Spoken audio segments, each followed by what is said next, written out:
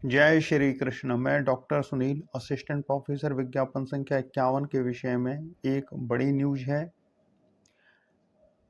जैसा आप स्क्रीन पर देख सकते हैं, हमने ट्वीट में लिखा भी है कि असिस्टेंट प्रोफेसर विज्ञापन संख्या 51 के विषय में इलाहाबाद हाई कोर्ट की लखनऊ बेंच ने अपने ऑर्डर में कहा है कि यह उल्लेख करने की आवश्यकता नहीं है कि आयोग द्वारा आयोजित साक्षात्कार याचिका के निर्णय के अधीन होगा। अर्थात आयोग की जो कार्यवाही है वो याचिका के निर्णय के अधीन होगी। एक सामान्य सी बात होती है। साक्षात्कार पर कोई स्टे नहीं लगाया गया है। आयोग साक्षात्कार लेने के लिए स्वतंत्र है, किंतु अंतिम परिणाम याचिका के निर्णय के अधीन होगा। अब आयोग को यथाशीघ्र साक्षात्कार क्रम घोषित करके साक्षात्कार लेकर विज्ञापन संख्या 51 का समापन कर देना चाहिए। और जो गड़बड़ी पाई जाती है जिन विषयों में की आंसर्स में, उसको उसी के अनुसार जो याचिका में निर्णय दिया जाएगा उसके अनुसार संशोधित किया जाए। एक विषय के लिए सारे विषयों का इंटरव्यू रोककर बैठना और अनावश्यक विलंब करना ये उचित नहीं है। आयोग ने 25 सितंबर से इंटरव्यू लेने के लिए कहा था। तो जिन अभ्यर्थियों को समस्या है, हम तो एक बात और कहते हैं जो नैतिक है, कि जिन अभ्यर्थियों को समस्या है जो हाईकोर्ट गए हैं, आयोग अभी उनका इंटरव्यू न ले, उनका इंटरव्यू सबसे बाद में रखे, ताकि तब तक उनका जो डाउट है वो क्लियर हो जाएगा। और जिनमें कोई कैंडिडेट हाईकोर्ट नहीं गया है कि आंसर्स को लेकर, उनका इंटरव्यू पहले कराए। ये एक बहुत बड़ी नैतिक बात है कि आयोग स्वयं उन विषयों के इंटरव्यू बाद में करा ले और पहले उन विषयों के इंटरव्यू करा ले जिनके लिए कोई कोर्ट में नहीं गया है। तो ये आयोग की ये वाली बात भी रह जाएगी, छात्रों की भी बात रह जाएगी और कोर्ट की बात भी रह जाएगी। हालांकि कोर्ट ने कोई स्टे नहीं दिया है, आयोग जब चाहे जिस विषय पर चाहे इंटरव्यू कराए और इंटरव्यू का जो परिणाम होगा वो याचिका में जो निर्णय आएगा उसके अधीन होगा। एक बहुत सिंपल सी बात है। अब आयोग अपने ही स्तर पर देरी कर रहा है। 25 सितंबर से इंटरव्यू स्टार्ट हो जाते, आयोग ने अभी तक इंटरव्यू शेड्यूल ही जारी नहीं किया है। लोगों के जो डॉक्यूमेंट हैं जो उन्होंने डाउनलोड करवा के उनको लेटेस्ट बनवाया है, वो पुराने पड़ जाएंगे। आयोग को आज इंटरव्यू शेड्यूल जारी कर देना चाहिए, इंटरव्यू फिनिश कर देने चाहिए और उस हिसाब से, जैसा हमने पहले कहा, कि आयोग के ऊपर है कि जिन विषयों में अभ्यर्थी कोर्ट गए उनके इंटरव्यू बाद में कराए, तब तक हाई कोर्ट का डिसीजन भी आ जाएगा। लेकिन उन विषयों के अन्य अभ्यर्थी भी ये कहेंगे कि उनकी क्या गलती है, जब उनको इंटरव्यू कॉल हुआ है तो उनका इंटरव्यू लिया जाए। तो इसलिए एक सामान्य सी बात होती है कि जब कोई कैंडिडेट कोर्ट जाता है तो कोर्ट यही कहता है कि आयोग की जो कार्यवाही है वो हमारी याचिका में जो निर्णय दिया जाएगा उसके अधीन होगी। तो एक सामान्य सी बात है और उसमें समय भी लिया गया है अभ्यर्थियों को संतुष्ट करने के लिए। तो आज की डेट में आयोग इंटरव्यू लेने के लिए स्वतंत्र है।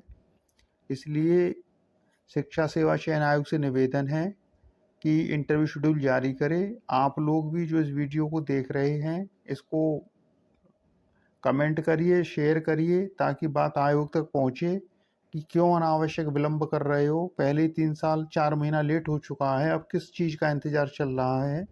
कोई टीजीटी पीजीटी की परीक्षा तो है नहीं कि आपको परीक्षा केंद्र नहीं मिल रहे हैं। सारे इंटरव्यू आयोग की बिल्डिंग में होने हैं, इंटरव्यू आयोग के मेंबर्स द्वारा लिए जाने हैं और हजार, कितने छात्रों की संख्या हजारों में है, कुछ 2,500-3,000 छात्र होंगे। इंटरव्यू आयोजित करके रिजल्ट दे के इस मामले को निस्तारित किया जाए। न ये विज्ञापन पूरा होगा, न नया विज्ञापन आएगा। और बाद में कोई गड़बड़ी पाई जाती है तो जैसा हाईकोर्ट ने कहा है कि याचिका में जो निर्णय आएगा उसके अधीन होगा रिजल्ट। तो इसमें किसी को कोई समस्या नहीं है। आयोग को इंटरव्यू शेड्यूल जारी कर देना चाहिए। चलिए फिर इसी के साथ एक चीज़ और है कि हमारा कोई भी ट्वीट, किसी उसका स्क्रीनशॉट किसी भी फेसबुक ग्रुप में आपको दिखाई नहीं पड़ेगा। ये जो फेसबुक ग्रुपों के एडमिन है ये खुद भ्रष्टाचार से चयनित हैं। एक फेसबुक ग्रुप है, वो उसका जो एडमिन है वो पहले हमारे ग्रुप में मेंबर हुआ करता था, विज्ञापन संख्या 46 में, और रिजल्ट आने से पहले घोषणा करने लग गया था, हो गया। तो हमने कहा रिजल्ट आया नहीं है, तुमने कैसे कह दिया तुम्हारा हो गया? जिस दिन रिजल्ट आना था उससे दोपहर में उसने ग्रुप में बता दिया था उसका हो गया। और जब उसके मार्क्स आए तो विज्ञापन संख्या 46 में जो फर्जी ओएमआर शीट पकड़ी गई थी, सादा 250 ओएमआर शीट पकड़ी गई थी, जो आयोग के अध्यक्ष आए थे पांडे जी, उन्होंने 250 सादा ओएमआर शीट पकड़ी थी और उस लड़के को इंटरव्यू में 13 नंबर मिले थे और रिटन में उसका स्कोर हाई था। तो ऐसा कैसे संभव है कि रिटन में तो आपका स्कोर आसमान को छू रहा है और इंटरव्यू बोर्ड में आप जाके आप कुछ बता ही नहीं पाए?